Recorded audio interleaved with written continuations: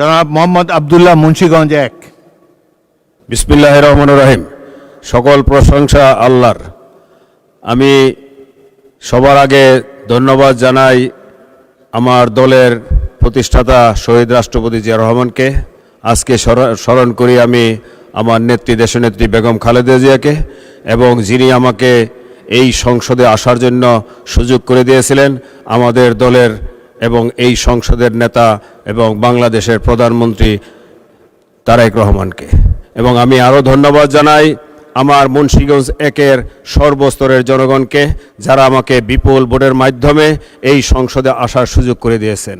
আজকে আমি বলতে চাই, আমাদের মুন্সিগঞ্জ ১ তথা আপনি জানেন ঢাকার পরে এবং ফরিদপুরের মাঝখানে মাওয়াত থেকে আসলেই, আপনি যেহেতু এইখান দিয়ে আসেন, আপনি জানেন এর পরের অংশটাই মুন্সিগঞ্জ ১। এখন মুন্সিগঞ্জ ডিস্ট্রিক্টে আমাদের একটি হসপিটাল হওয়ার সম্ভাবনা আছে। এই হসপিটালটা যদি মুন্সিগঞ্জ ১-এর মাঝখানে হয়, তাহলে কিন্তু মুন্সিগঞ্জ ১, মুন্সিগঞ্জ ২ এবং মুন্সিগঞ্জ ৩ সবার জন্য উপকার হবে। এমনকি আপনার এই বরিশাল, খুলনা, ফরিদপুরের অঞ্চলেও এই উপকারটা আসবে।